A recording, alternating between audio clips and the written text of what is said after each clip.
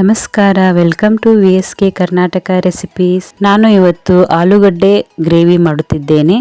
ಈ ಆಲೂಗಡ್ಡೆ ಗ್ರೇವಿ ಚಪಾತಿ, ದೋಸೆ ಮತ್ತು ಪುರಿ ಜೊತೆಗೂ ಸಹಿತ ತುಂಬ ಚೆನ್ನಾಗಿರುತ್ತದೆ. ನೀವು ಒಮ್ಮೆ ಟ್ರೈ ಮಾಡಿ. ಬನ್ನಿ ಮಾಡುವ ವಿಧಾನವನ್ನು ನೋಡೋಣ. ನಮ್ಮ ವಿಡಿಯೋ ಫಸ್ಟ್ ಟೈಮ್ ನೋಡುತ್ತಿದ್ದರೆ ತಪ್ಪದೇ ಚಾನಲನ್ನು ಸಬ್ಸ್ಕ್ರೈಬ್ ಮಾಡೋದನ್ನು ಮರಿಬೇಡಿ ಮತ್ತು ಫೇಸ್ಬುಕ್ ಪೇಜ್ ಫಾಲೋ ಮಾಡಿ. ಮೊದಲು ಒಂದು ಮಿಕ್ಸಿ ಜಾರನ್ನು ತೆಗೆದುಕೊಳ್ಳಿ. 1-2 ಕಟ್ ಮಾಡಿದ ಈರುಳ್ಳಿ, 3 ಕಟ್ ಮಾಡಿದ ಟೊಮಾಟೊ ತೆಗೆದುಕೊಂಡಿದ್ದೇನೆ. ಈಗ ಇದರ ಜೊತೆ 1 ಕಪ್ ಗೋಡಂಬಿ,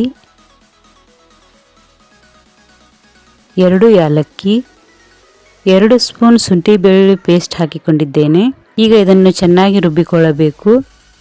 ಮೊದಲು ಆಲೂಗಡ್ಡೆಗಳನ್ನು ನಾನು ಕುದಿಸಿ ಇಟ್ಟುಕೊಂಡಿದ್ದೇನೆ. ನಂತರ ಒಂದು ಚಾಕುವಿನ ಸಹಾಯದಿಂದ ಈ ರೀತಿ ಕಟ್ ಮಾಡಿಕೊಳ್ಳಿ. ಈಗ ಇದಕ್ಕೆ ಸ್ವಲ್ಪ ಉಪ್ಪು,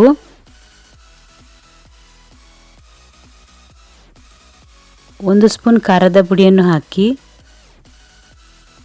ಒಂದು ಸ್ವಲ್ಪ ಅರಿಶಿನ ಪುಡಿಯನ್ನು ಹಾಕಿಕೊಂಡು ಚೆನ್ನಾಗಿ ಮಿಕ್ಸ್ ಮಾಡಿಕೊಳ್ಳಿ.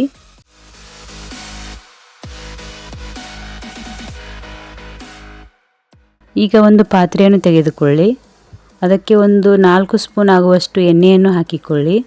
ಎಣ್ಣೆ ಚೆನ್ನಾಗಿ ಕಾಯ್ದ ತಕ್ಷಣ ಈಗ ಇದಕ್ಕೆ 5 ಲವಂಗ, 5 ಕರಿಮೆಣಸಿನ ಕಾಳು, ಅರ್ಧ ಸ್ಪೂನ್ ಶಾಹಿ ಜೀರಿಗೆ, ಬಡೆ ಸೊಪ್ಪು ಸ್ವಲ್ಪ, ಪಲಾವ್ ಎಲೆ 2, ಸ್ವಲ್ಪ ಚಕ್ಕೆ ಹಾಕಿಕೊಳ್ಳಿ. ಈಗ ಇದಕ್ಕೆ 2 ಸ್ಪೂನ್ ಆಗುವಷ್ಟು ಖಾರದ ಪುಡಿಯನ್ನು ಹಾಕಿಕೊಂಡು ಚೆನ್ನಾಗಿ ಫ್ರೈ ಮಾಡಿಕೊಳ್ಳಿ.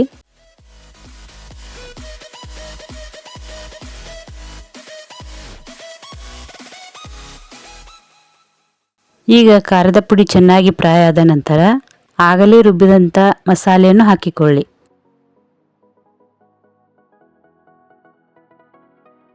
ಈಗ ಇದನ್ನು ಹಸಿ ವಾಸನೆ ಹೋಗುವವರೆಗೂ ಚೆನ್ನಾಗಿ ಫ್ರೈ ಮಾಡಿಕೊಳ್ಳಿ. ಈಗ ಆಲೂಗಡ್ಡೆಗಳನ್ನು ಹಾಕಿಕೊಳ್ಳಬೇಕು. ಇವು ಚೆನ್ನಾಗಿ ಮಸಾಲೆ ಹಿಡಿಯುವವರೆಗೂ ಚೆನ್ನಾಗಿ ಫ್ರೈ ಮಾಡಿಕೊಳ್ಳಿ.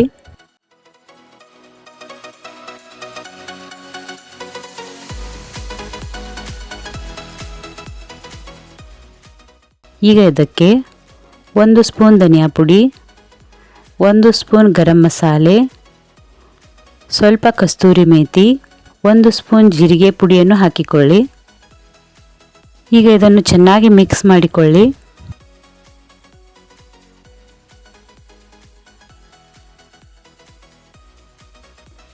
ಈಗ ರುಚಿಗೆ ತಕ್ಕಷ್ಟು ಉಪ್ಪನ್ನು ಹಾಕಿಕೊಳ್ಳಿ.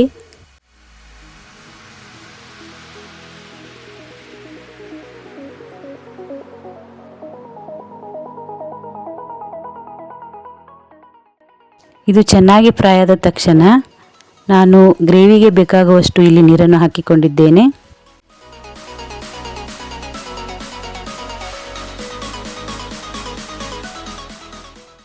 ಈಗ ಇದಕ್ಕೆ ಕಟ್ ಮಾಡಿದ ಸ್ವಲ್ಪ ಕೊತ್ತಂಬರಿ ಮತ್ತು ಪುದೀನವನ್ನು ಹಾಕಿಕೊಳ್ಳಿ. ಈಗ ಇದನ್ನು ಚೆನ್ನಾಗಿ ಕುದಿಸಿಕೊಳ್ಳಬೇಕು.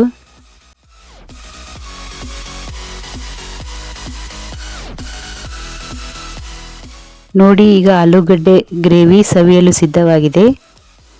ಈಗ ಇದರ ಮೇಲೆ 3 ಸ್ಪೂನ್ ಆಗುವಷ್ಟು ತುಪ್ಪವನ್ನು ಹಾಕಿಕೊಳ್ಳಿ. ಇದರಿಂದ ಗ್ರೇವಿ ರುಚಿ ಇನ್ನೂ ಚೆನ್ನಾಗಿರುತ್ತದೆ.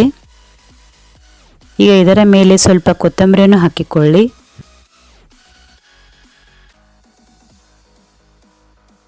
ನೋಡಿ ಎಷ್ಟು ಚೆನ್ನಾಗಿ ಬಂದಿದೆ ಅಂತ.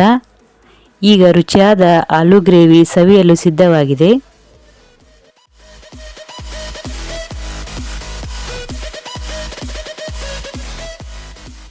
ಈ ರೆಸಿಪಿ ರುಚಿಯಾಗಿ ಮಾಡಿರಿ, ಖುಷಿಯಾಗಿ ಸವಿಯಿರಿ. ಈ ರೆಸಿಪಿ ನಿಮಗೆ ಇಷ್ಟವಾದರೆ ಚಾನಲನ್ನು ಸಬ್ಸ್ಕ್ರೈಬ್ ಮಾಡಿ, ಫೇಸ್ಬುಕ್ ಪೇಜ್ ಫಾಲೋ ಮಾಡಿ.